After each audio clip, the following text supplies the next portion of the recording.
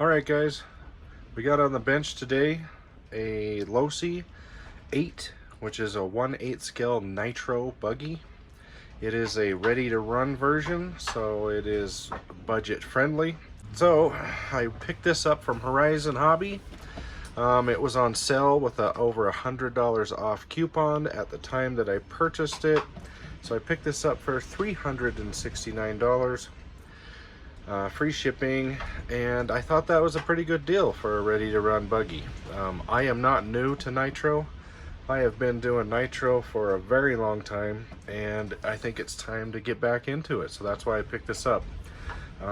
We see that the Arma Typhon buggies and the Team Corrali Pythons and stuff, people are speeding them up and they're bashing them.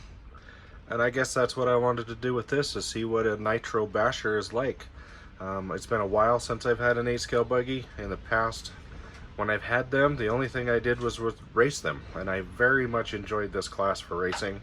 I actually did better in this class than any of the other classes that I raced at a local level. And so if I can come across a couple tracks, I'm going to try it on a track. But I don't have one local. I would probably have to drive about quite a distance to get to one, but we may be doing that soon. So I just want to do an unboxing. I'm not the only one with unboxings on this. This buggy, and its brother, the Truggy version, has been out for quite a while, and I think Horizon's trying to push either one, maybe they're going to come out with a new version, or two, they're just trying to get them back out on the market, because I have been seeing them pop up. And I thought this was pretty interesting to get back to the smell and the taste of running Nitro. We're going to open the box and just see what you get with the Losi 8 ready to run.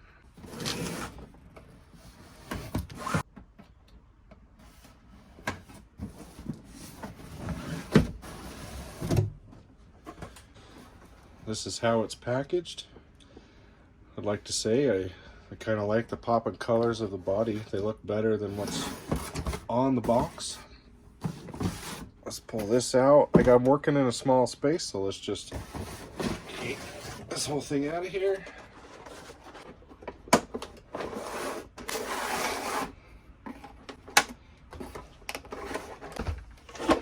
Okay. So let's get to the buggy in 1 second. This is what the buggy was zip tied to. We're just going to pour out the contents of that. Here's what it comes with. There's the wing. The wing decals to decal the wing, and the body clips and wing bushings to hold the wing on. Also comes with the 4 AA's. I'm guessing this is for the receiver in there, and also comes with a wrench that has 17mm glow plug wrench. So we have 17mm wheel wrench and the glow plug wrench on this end. That's nice that they include it. That would be something that you would have to buy extra. Also, the other box that's in there is obviously going to be the controller, and the controller is your basic Spectrum SLT3. Don't have a ton of experience with this radio. I do have another vehicle that had it, but I took it off. It looks like it's a 3-channel. You won't need a 3-channel for this. It comes with your throttle and steering trims. Looks like your dual rate, maybe.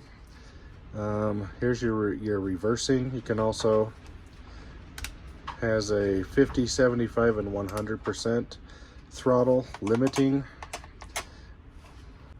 And this looks like the power button. So there's the radio. It needs 4 AA's also, so they do provide you with AA's,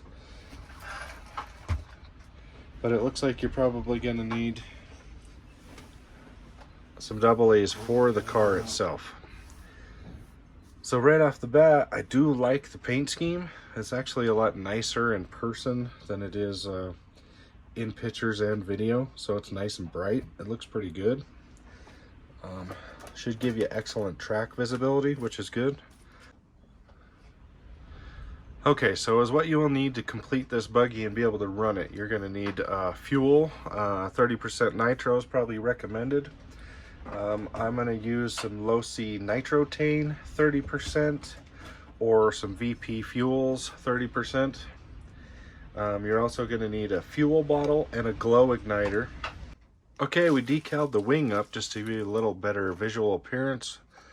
Had it mounted on there, kind of looked a little weird without the wing on. So we got the wing decaled, has nice Losi decals. The only thing I will point out though that was kind of weird is the other decals that have the 8 on them. They're supposed to go on the side air dams here. They're actually too big, so I'm going to need to get them all trimmed up. And I'll do that a little bit later. But yeah, so let's get back to the paint. The paint looks really good. You can see we got some dots.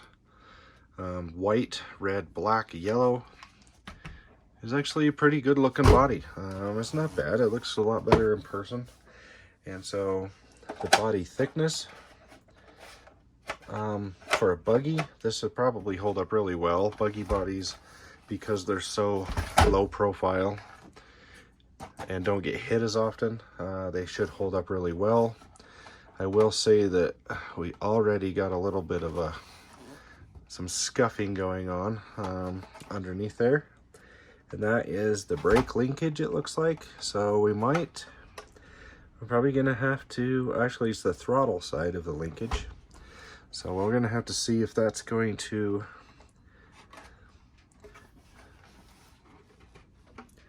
interfere.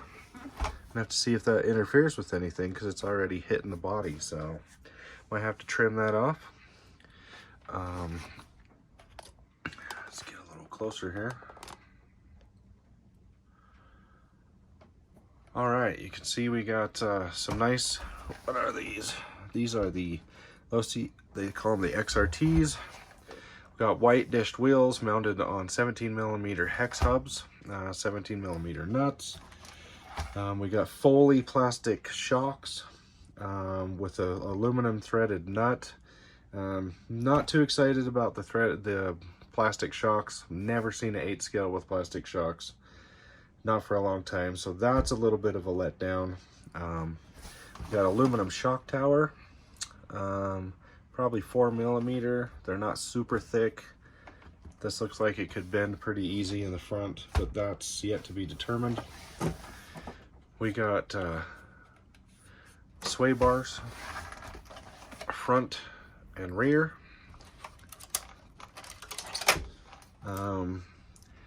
Again, we got the threaded shocks in the back. They're all plastic, but they do have boots on them to help with rocks nicking up the shock shafts, ruining the seals. We got fixed links, which is nice for beginners because you don't need to mess with it. But if you start getting into racing side of it and you want to do a little bit more, you're going to want to get an adjustable link kit if it's available, or something for this vehicle. We got the Dynamite 21 nitro engine. Looks like it has a glow plug already installed. Full starter, and also if you get a bump starter, I don't know if this flywheel will work. It's quite a ways up inside there.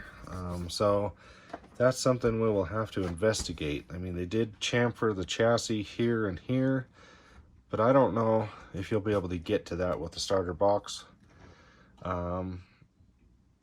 Possibly. We'd have to see. Spur gear almost hangs out the bottom. That's kind of interesting. I mean, it literally is hanging out the bottom of the chassis.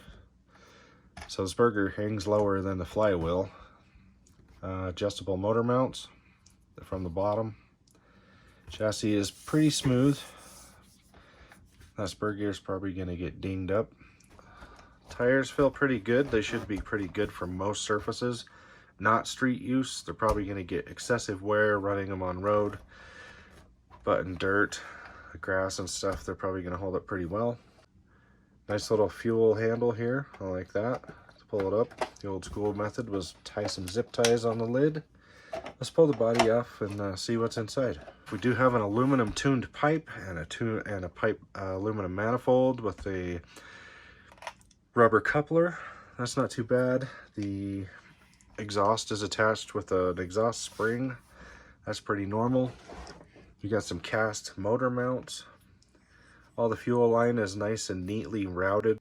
Let's see, we got some rear chassis brace here. It's plastic. Got a front chassis brace here that goes down to the chassis. Okay, we got two different Spectrum servos in here. This servo is for the throttle and brake, and this is an S605, and this one is an S614. We do have an adjustable linkage here and adjustable linkages here with the set screws. So it looks like setting the brake and the throttle should be no problem with all the different adjustments that you can do. We have yet to see, you know, we'll get to it when we start wanting to run it and put turning on the radio. We got a pre-oiled filter, and it's a double filter. So it's an outer foam and then an inner, and it seems to be oiled fairly decent for running. A sealed receiver box and a sealed battery box with an enclosed rubber switch protector. All in all, I think this buggy looks pretty good. This is just kind of a quick unboxing. There's some other videos out there, and I just thought anybody that's on my channel that's interested in Nitro, I'd give them a little bit of a look. I am excited for this. This is not my first Nitro, as I mentioned. I've had lots, probably almost as many Nitro vehicles as I've had electric, and that's a lot. So this one is, I've been wanting to get another buggy, and the price just seemed to be right. We know this thing on a track is going to handle crazy, but I didn't really get it to drive on a track. I got it to do some bashing, some running around, and if I come across a track, I will try to run the track, maybe even race it. I'm not afraid to do some racing. I've raced them before, and I think it'll be fun. One thing I will point out, it's got the C hub and carrier front design, which is not pillow balls. We got a few adjustments. We got, looks like 3 adjustments on the inner here, upper tie rod. We got some adjustments upper and lower for the shocks. So you do have a little bit of tuning adjustments on this, even though it has fixed links. In the rear, you have 2 inners, 4 outer holes for the links. Again, the shocks are 3 upper, 2 lower. This vehicle is probably going to have quite a few parts that are available for it to tune. The rear anti-squat and different things like that, rear toe-in, etc. This buggy was originally designed to, this was the original 8, I'm guessing, or somewhere in there, and it's made for racing. But I want to see how it holds up and how durable it is. Let's check the flex of the plastics. And I would say for a buggy that's pretty flexible. I mean, that's actually good news, because I was planning on bashing this some, and it looks like it has basher flexibility. So that's good. It's still going to handle well, but have enough give to not break every time you jump it or land a little funny. And yeah, we will do some more videos on this buggy soon. It is an awesome, I'm gonna probably go through the break-in period out of the manual, how it's done. Breaking in your Nitro vehicle is very important for the engine to be broke in the way that the manual says. There's also a couple classic ways that you can do it that, you know, prolongs it. They usually are all basically the same, but you never want to just fire up an engine and just go rip it. You don't want to do that. You got to get this engine broke in. It can take anywhere from 3 to 6 tanks, depending on the manufacturer's recommendation, to get it to where it's almost up to full speed.